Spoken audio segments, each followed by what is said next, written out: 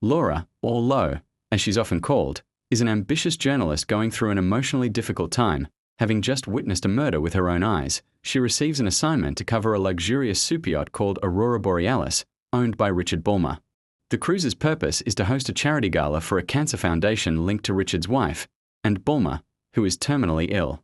Joining Lo on board is her ex-boyfriend and photographer, Ben Morgan.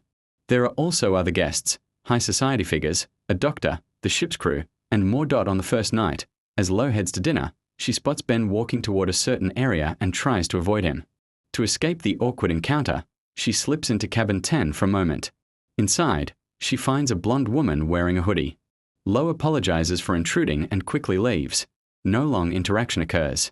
Later that night, Lo hears heavy breathing, a scuffle, a loud thud, and then sees someone fall from the balcony of the adjacent cabin into the sea.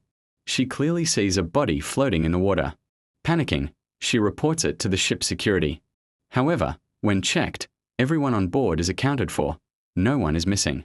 Cabin 10 is supposedly empty, as the person originally assigned to it cancelled before departure. No body or traces of a victim are found, and the bloodstains on the balcony railing, along with any wet or disturbed items, have been cleaned or removed. The crew and passengers begin to doubt Lo's story, some suggesting she might have been drunk, since she had been drinking that night, or misperceived what she saw. But Lo refuses to stop. She starts investigating on her own. She looks back at photos taken by Ben during one of the parties, and spots a blonde woman in the background who looks exactly like the one she saw in cabin 10. But that photo was taken at a different event. The others urge her to relax and take a spa break, where she then finds a written message telling her to stop looking for the killer. Lo sneaks back into cabin 10 and discovers physical evidence, strands of blonde hair stuck in the cabin's drain to T1 point. While on deck, Lo is suddenly pushed into the swimming pool, and the cover is closed over her, a clear attempt to silence her.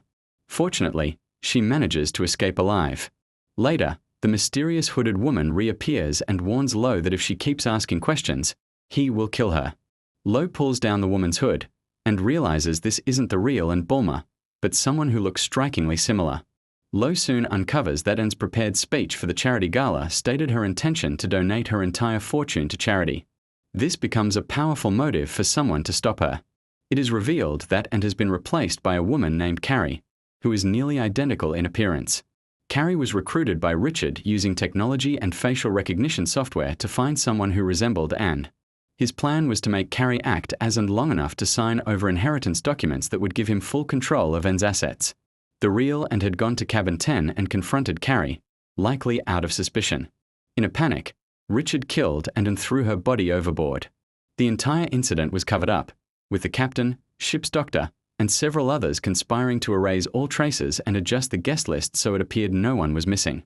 Carrie originally just wanted to do her job impersonating and to sign the legal papers transferring her estate to Richard. But when she realized Richard's plans went beyond that, she became terrified for her own life and her daughter's. Racked with guilt, she started to fear Richard might kill her next.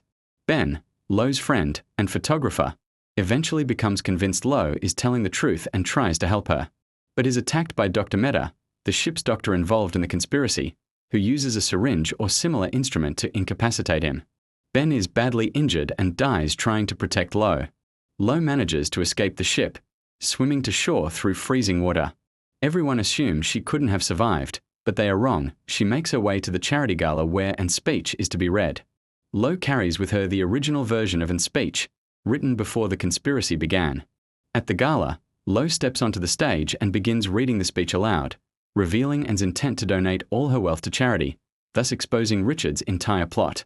Carrie, still pretending to be Anne, finally breaks down and confesses before the audience that the speech is indeed Anne's true words.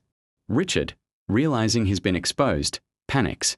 He grabs Carrie as a hostage with a knife and tries to flee in a small boat. Lo chases after him. Sigri, the ship's head of security, grabs a rifle and shoots Richard in the shoulder. Lo manages to overpower Richard, striking him repeatedly at the dock near the water until he collapses, unable to escape. Carrie survives. Sometime later, Lo is back at work, publishing an expose article revealing everything that happened aboard the Aurora Borealis, Anne's murder, Carrie's impersonation, and the conspiracy led by Richard and his accomplices. Carrie is reunited with her daughter and starts a new life away from the chaos. The film ends with Lo receiving a video message from Carrie, who says, "We are doing okay," and invites Lo to visit her and her daughter someday. Lo smiles as she watches the video.